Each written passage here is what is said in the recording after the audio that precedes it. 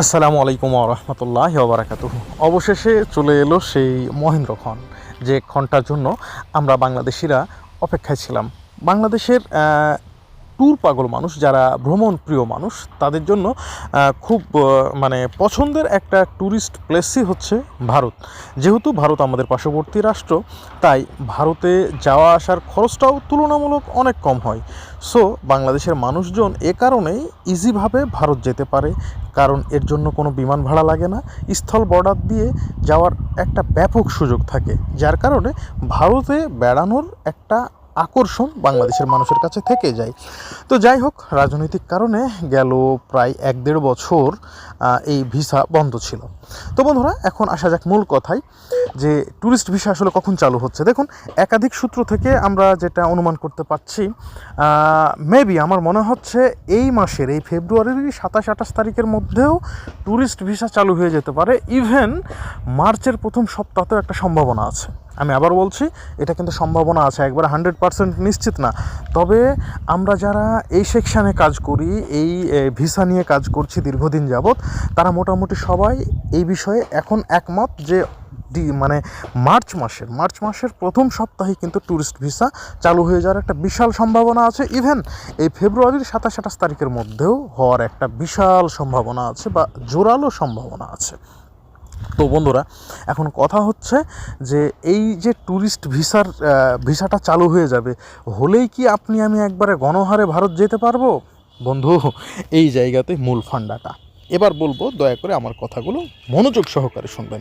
দেখুন, এই মুহূর্তে কিন্তু বাংলাদেশে 16টা আইভ্যাকের মধ্যে একটা কিন্তু কমপ্লিট ক্লোজ হয়ে গেছে, সাতক্ষীরাটা। 15টা আছে, এই 15টার মধ্যে 4টা চালু আছে, বাদ বাকি 11টাই কিন্তু বন্ধ। এবং এই 4টা থেকে যে ধরনের অপারেশনগুলো চলতেছে, সেই অপারেশনগুলোর মধ্যে যদি এখন ট্যুরিস্ট ভিসা অ্যাড করা হয়, কতটুকু কি হতে পারে। ঠিক এই মুহূর্তে যেমন মেডিকেল ভিসা চালু থাকলেও সেটা পেতে অনেক ক্রাইসিস পোহাতে হচ্ছে, অনেক অনেক বেশি ক্রাইসিস। ডাবল এন্ট্রি ভিসা চালু থাকলেও অনেক বেশি ক্রাইসিস পোহাতে হচ্ছে। ঠিক ট্যুরিস্ট ভিসা চালু হলেও প্রথম পর্যায়ে এই সেম একই ক্রাইসিসই পোহাতে হবে, কারণ স্লট পাওয়া এত ইজি ম্যাটার হবে না। আপনাদেরকে বলি যে বাংলাদেশ থেকে প্রতিদিন এখনও প্রায় আবেদন হয় 1 লাখের কাছাকাছি, কিন্তু স্লটের পরিমাণ আনুমানিক 2000, এর বেশি কিন্তু এখন পর্যন্ত স্লট দেয়নি। আর এই মুহূর্তে ভারতীয় কূটনৈতিক মিশনগুলোতে মানে ম্যান পাওয়ারের যে অবস্থা, তাতে এর বেশি হঠাৎ করে স্লট দেওয়াও সম্ভব নয়, কারণ সব কিছুর পিছনে কিন্তু একটা যুক্তি থাকে। আর সেই যুক্তিটা হচ্ছে এই যে আপনাকে শুধু স্লট দিলেই হবে না, সেই স্লটগুলো নিয়ে কাজ করার জন্য যথেষ্ট ম্যান পাওয়ারেরও দরকার আছে। সো এই মুহূর্তে কিন্তু এর চাইতে বেশি হঠাৎ করে স্লট বাড়ানো সম্ভব নয়, তবে এটা ধীরে ধীরে বাড়বে বলে আমরা আশা করছি। এখন ট্যুরিস্ট ভিসার স্লট চালু হইলেও আমার মনে হয় এটা একেবারে নগণ্য পর্যায়ে হবে।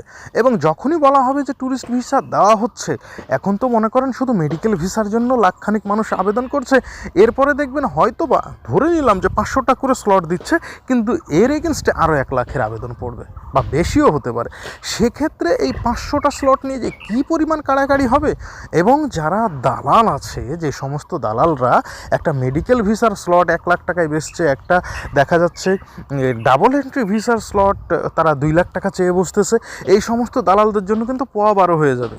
মানে কি পরিমাণে তারা ইনকাম করবে আপনি কল্পনা করতে পারবেন না। এরকম একটা অরাজকতা বা মানে নৈরাজ্যকর পরিস্থিতি হওয়াটা খুব স্বাভাবিক, এবং আমরা এটাই আশা করছি। যদিও বা আমরা ব্যক্তিগতভাবে চাই, বা আমিও ব্যক্তিগতভাবে চাই, যে এই ধরনের কোনো ঘটনা যেন না ঘটে। তবে ভাই, আপনার আমার চাওয়াতে কিন্তু দালালদের কিছুই যায় আসে না, এটা মাথায় রাখবেন। কারণ এই সিন্ডিকেট নিয়ন্ত্রণ করার মতো কোনো আবির্ভূত শক্তি আছে কি না, বা আসবে কি না, এটা নিয়ে যথেষ্ট সন্দেহ আছে। সুতরাং ট্যুরিস্ট ভিসা স্লট চালু হয়ে যাবে, এটা আমরা আশা করছি। বাই চান্স যদি মানে মার্চের শুরুর দিকেও না হয়, মার্চ মাসের মধ্যে হয়ে যাবে, এটা মোটামুটি নিশ্চিত। তবে আবারও বলছি যে আমরা যারা এই বিষয়গুলো নিয়ে কাজ করি, আমরা যারা কনসালটেন্ট আছি, তারা কিন্তু ধারণা করছি ফেব্রুয়ারির শেষের দিকেই এটা হয়ে যাওয়ার সম্ভাবনা আছে। ইভেন যদি না হয়, মার্চ মাসের শুরুতেই। তো ট্যুরিস্ট ভিসা চালু হচ্ছে, এটা নিয়ে কোনো সন্দেহ নাই, কিন্তু ট্যুরিস্ট ভিসা আপনি পাবেন কিনা সেটাও একটা বড় ব্যাপার।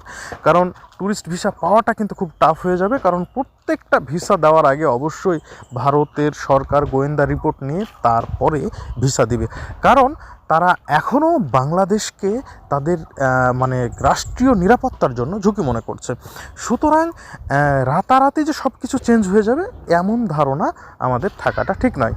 তবে বন্ধুরা, আমার কাছে যেটা ব্যক্তিগতভাবে মনে হয় যে সম্পর্কটা ধীরে ধীরেই টেকসই হওয়াটা উত্তম। একবারে যদি মানে সব টেকসই হতে যায় সমস্যা হতেই পারে।